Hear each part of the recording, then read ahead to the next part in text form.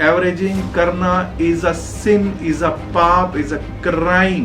क्योंकि लाला की जेब में अगर पैसा नहीं होगा तो लाला दूसरे दिन ट्रेड कैसे करेगा? अब भाई कैसे मान लूं एक ही ट्रेड में पूरी की पूरी कैपिटल को आग लगा देगा, तो उसको कौन ट्रेडर कहेगा? उसको तो जुआरी कहना सही है। उसको तो बेसिकली उसने कैसीनो समझ रखा है इसको।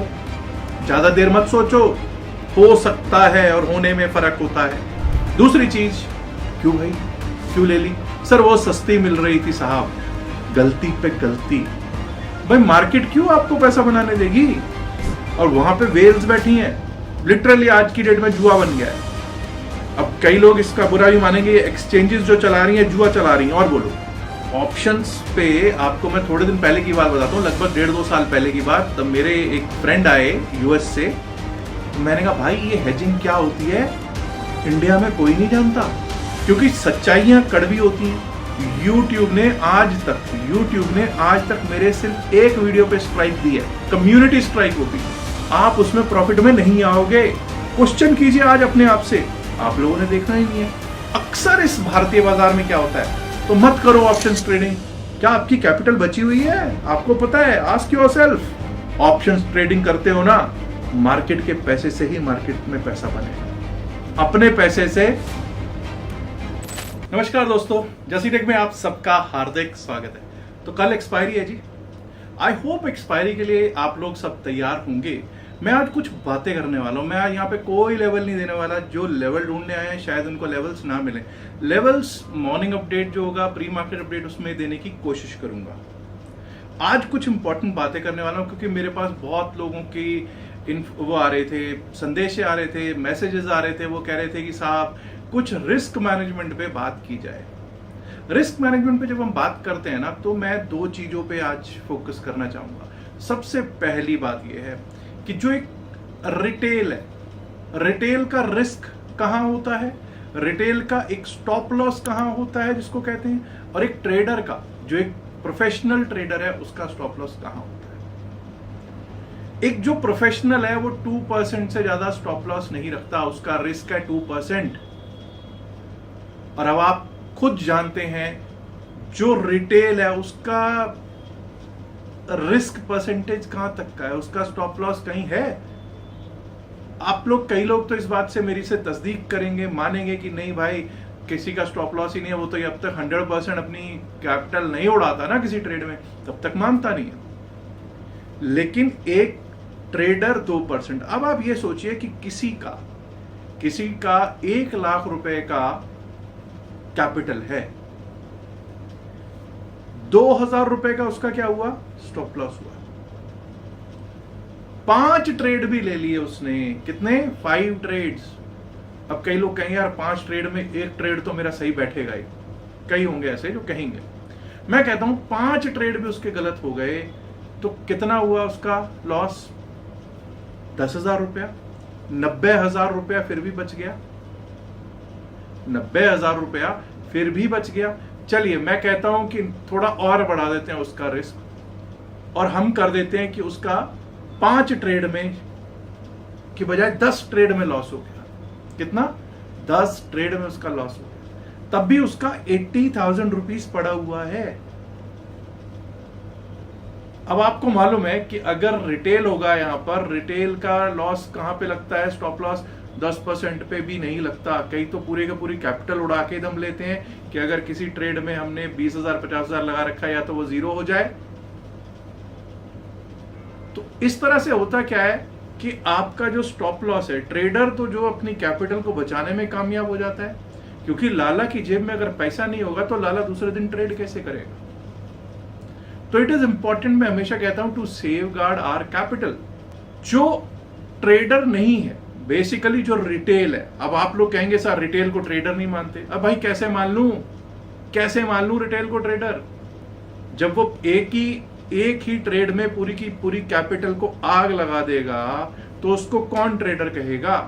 उसको तो जुआरी कहना सही है। उसको तो बेसिकली उसने कैसीनो समझ रखा है इसको। वो तो कैसीनो समझ के बैठा है ना, कि नहीं भाई आज नहीं तो कल होल्ड करके गए हैं, कल नहीं तो परसों एक्सपायरी तक होल्ड कर लेते हैं। ये सब चीजें होती है ना। तो प्लीज 2-3 चीजों पे ध्यान दीजिए। एक तो आपका स्टॉप लॉस कहाँ है, आप कहां पर अपना स्टॉप लॉस रखते हैं। 2% of the capital, 2% of the capital that is there in that trade. Lakh रुपए है तो 2000 रुपए माइनस है, तो भाई चुपचाप निकल जाओ, ज्यादा देर मत सोचो।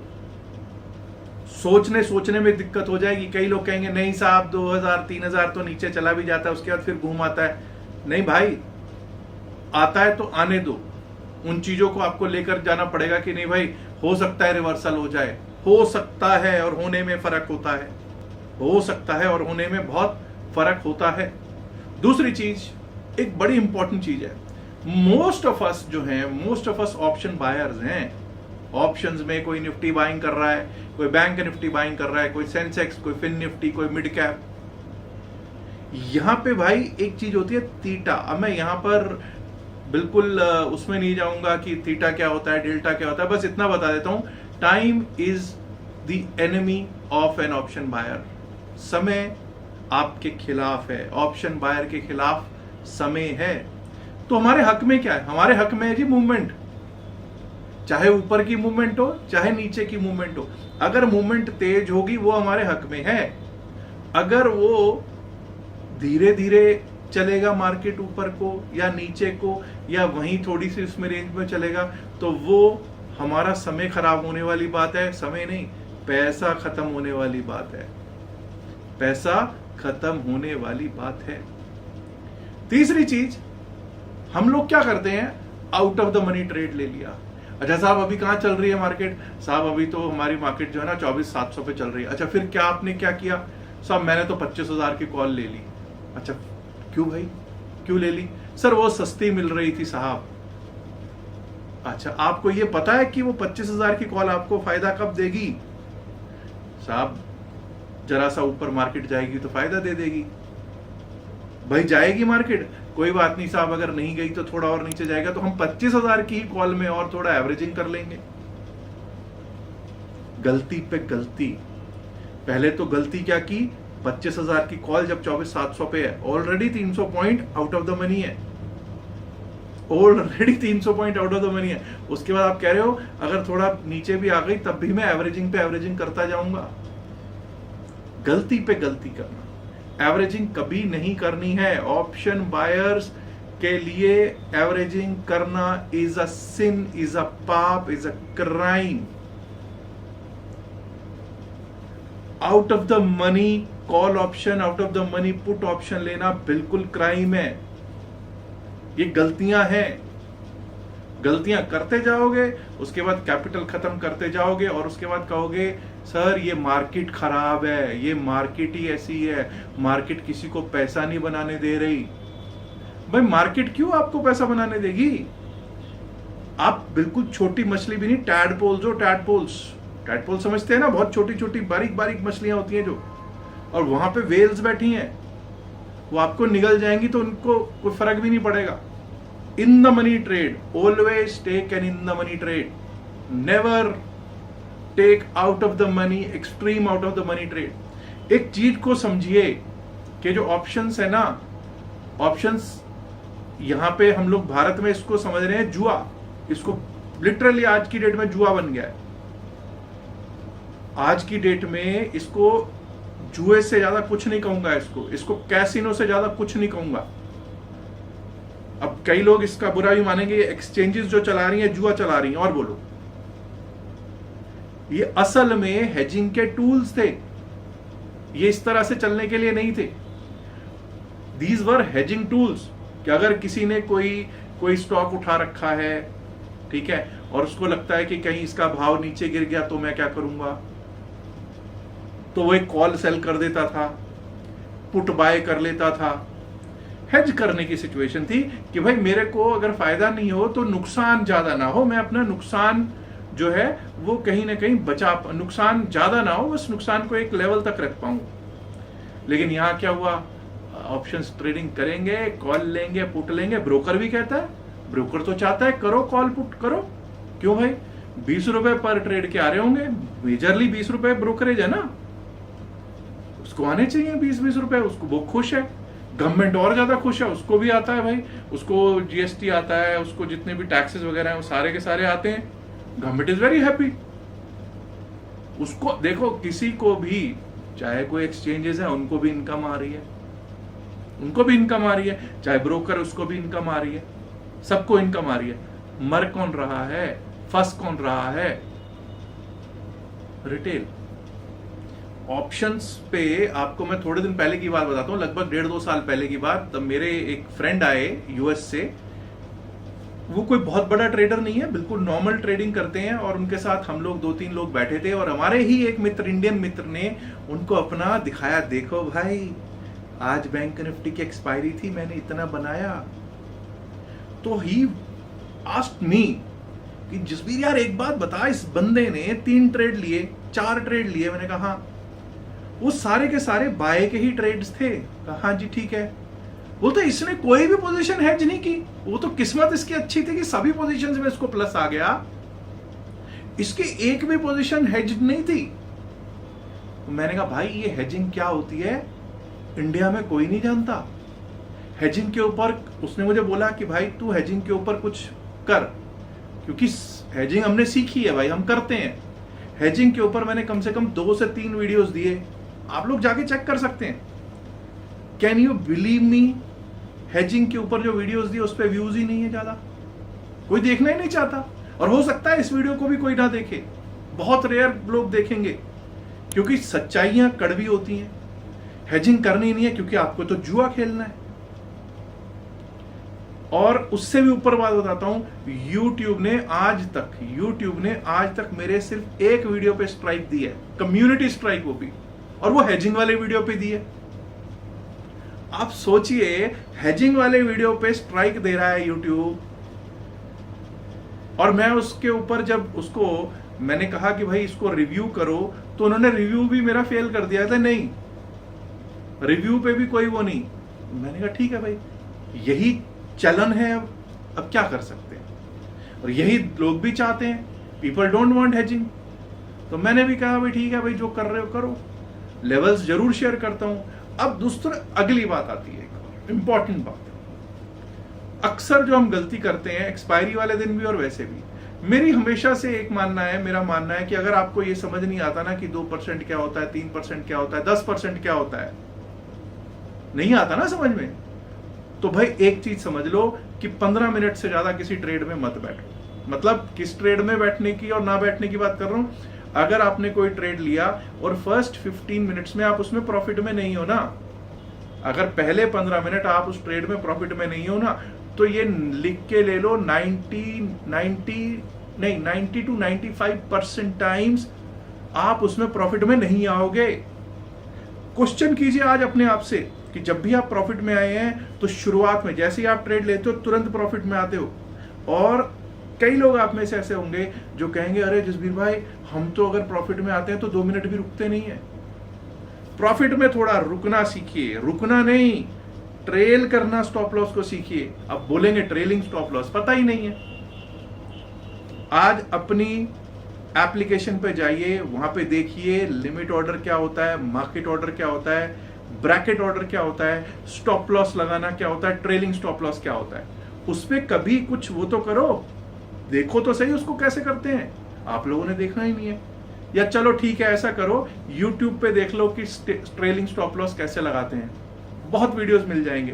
क्योंकि खुद से कुछ करना नहीं तो भाई YouTube तो है ना, वहां से देख लो। कड़वी बातें हैं।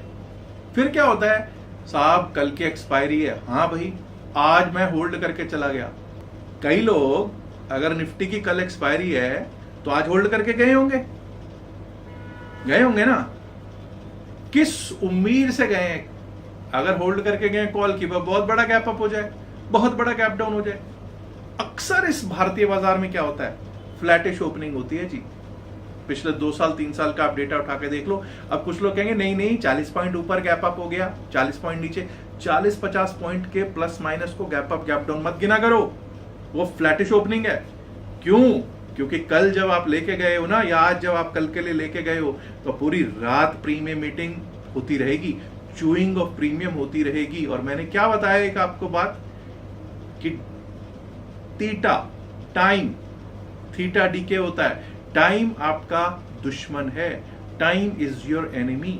तो जो होल्ड करके जाते हैं उनको अगले दिन क्यों दिक्कत होती है वो आपको पता है। कुछ लोग कहेंगे नहीं साहब, ट्रेडर्स की ना एक अच्छी आदत भी है, एक अच्छी चीज है, ये पॉजिटिव रहते हैं। That is good. पॉजिटिव रहने का भाव ये है कि अगर ये कुछ होल्ड करके गए हैं, अगर 10 में से 9 बार ये फेल होते हैं तो उस चीज को भूल जाते हैं। एक बार अगर कहीं उसमें इनको सक्सेस मिल गई, साहब मैं होल्ड करके गया था, 50,000 रुपए बन गए, इतनी बड़ी क्वांटिटी थी, इतनी बड़ी पोजीशन लेके गया और दूसरे दिन 50,000 बने, मेरी तो बस पूछो मत, खुशी का ठिकाना ही नहीं रहा। अच्छा भाई, कभी नुकसान भी हुआ? यार ये तो 10 में से एक ही बार था, 10 में से 9 बार तो नुकसान ही हुआ है। वेट करो, वजन करो, वे इन कि भाई कहां पे हमको कितना फायदा कितना नुकसान। और मैं आज भी कहता हूं, मेरे से कई लोग कहते हैं ना साहब मैं बहुत नुकसान में हूं। अरे भाई, ऑप्शंस ट्रेडिंग में अगर नुकसान में हो तो मत करो ऑप्शंस ट्रेडिंग। मुझे लगता है मैं वाहिद एक ऐसा इंसान होऊंगा पूरे यूट्यूब पर जो ये कह रहा हूं लोगों से, ठीक है मैं ऑप्शन ट्रेडर हूं, मैं ऑप्शन ट्रेडर हूं, बिल्कुल हूं, लेकिन मेरी पोजीशंस हेज्ड होती हैं, मेरी पोजीशंस हेज्ड होती हैं। और ये नहीं कह रहा कि मेरे को हर ट्रेड में फायदा ही फायदा होता है, बिल्कुल भी नहीं कहूंगा मैं इस चीज को। नुकसान भी होते हैं, बड़े बड़े नुकसान होते हैं। और बहुत लोगों ने, जो मेरे मित्र सज्जन दोस्त हैं, उनको पता है कि जब मेरे नुकसान होते हैं तो मैं उनके साथ बताता भी हूं कि यार आज मेरा नुकसान हो गया। फायदा नुकसान एक अलग चीज है, टेक्निकल्स पे काम करना एक अलग चीज है, साइकोलॉजी पे काम करना एक अलग चीज है। 2% से ज्यादा रिस्क नहीं लेना। कैपिटल का 2% अगर जा रहा है वहीं रोक दो, stop it then and there. उसके बाद आपकी साइकोलॉजी काम नहीं करेगी, उसके बाद आपको लगेगा नहीं नहीं नहीं नहीं दोबारा ये ऊपर जाएगा, कुछ नहीं ऊपर नीचे जाएगा। रुक जाओ, वहीं रुक जाओ और बाहर आ जाओ उस ट्रेड में से। होल्ड करके अगले दिन के लिए मत जाओ, नेक्स्ट डे और खास करके एक्सपायरी डे के लिए तो बिल्कुल भी होल्ड करके नहीं जाना। ऑप्शंस ट्रेडिंग करते हो ना, तो ये कॉल पुट करते हो तो इन द मनी ट्रेड लेनी है, out of the money trade नहीं लेनी, नहीं तो बैंगन हो जाने का। ऐसा नहीं करने का। 15 मिनट से ज्यादा किसी ट्रेड में बैठे हो तो और लॉस में हो, मैंने बोला 15 मिनट से ज्यादा किसी ट्रेड में बैठे हो और प्रॉफिट में नहीं आए हो, दोनों चीजें देखो, लॉस में हो या प्रॉफिट में नहीं आए हो, बात एक ही है। तो आपको क्या करना है, बेहतर है कि उसमें से बाहर हो जाए। अगली बात, एवरेजिंग कभी भी नहीं करना। Averaging is a sin. Averaging सिर्फ अपनी कैपिटल को आग लगाने का एक तरीका है। और मैं हमेशा कहता हूं, ऑप्शंस अगर कर रहे हो, इस मार्केट में हो, तो the first and foremost thing is sir profit हो जाएगा। नहीं भाई, प्रॉफिट तो बाद में होगा, पहले अपनी कैपिटल बचा लो। क्या आपकी कैपिटल बची हुई है? आपको पता है? आस्क योरसेल्फ, कुछ क्वेश्चंस करो खुद से। ये लेवल ले लेना, कॉल उठा लेना, पुट उठा लेना, आज प्रॉफिट हो गया, 2 दिन लॉस हो गया, या 10 दिन प्रॉफिट हो गया और 11वें दिन एक ही बार में सारे जो प्रॉफिट को आग लगा देना, ठीक नहीं है। सबसे इंपॉर्टेंट चीज है, कैपिटल को सेफगार्ड करना है, प्रॉफिट को हर रोज विड्रॉ करना है। कैपिटल को बढ़ाने की बात नहीं कर रहा हूं मैं कह रहा हूं कैपिटल जो भी है उसको कम से कम रखो, कम से कम रखो। और जो भी प्रॉफिटेबिलिटी निकलती है, जो भी आपका रिटर्न आ रहा है, उसको हर रोज विदड्रॉ करो। नहीं तो जो कैपिटल है वो तो जाएगा ही जाएगा, जो ऊपर बना है वो भी जाएगा। सबसे पहला काम, जो भी आपका let's say x amount of capital है, जब तक उसको डबल करते हो तो तसल्ली हो जाएगी कि भाई अब अपना कुछ नहीं है, जो है मार्केट का ही है। मार्केट के पैसे से ही मार्केट में पैसा बनेगा, अपने पैसे से। और जिनको लगता है ना ज्यादा पैसा डालेंगे ज्यादा रिटर्न्स आएंगे, बस ये समझ लो ज्यादा पैसा डालोगे ज्यादा नुकसान भी पाओगे। उम्मीद करता हूं कि आपको कुछ इंसाइट्स मिले होंगे रिस्क मैनेजमेंट पे, किस तरह से ऑप्शंस ट्रेडिंग की जाती है इस पे। आप इस वीडियो को अगर अच्छा लगा हो तो लाइक कर सकते हैं, नहीं अच्छा लगा तो डिसलाइक भी कर सकते हैं। आपके व्यूज, आपके कमेंट्स मैं जरूर पढ़ूंगा और अगर कहीं जरूरत पड़ी तो रिप्लाई करने की भी कोशिश करूंगा। सब्सक्राइब करना चाहें तो इस चैनल को सब्सक्राइब कर सकते हैं, लाइक कर सकते हैं वीडियो को, एंड अगर आपको अच्छा लगा है तो अपने दोस्तों के साथ शेयर भी कीजिएगा। शुक्रिया, बाय बाय।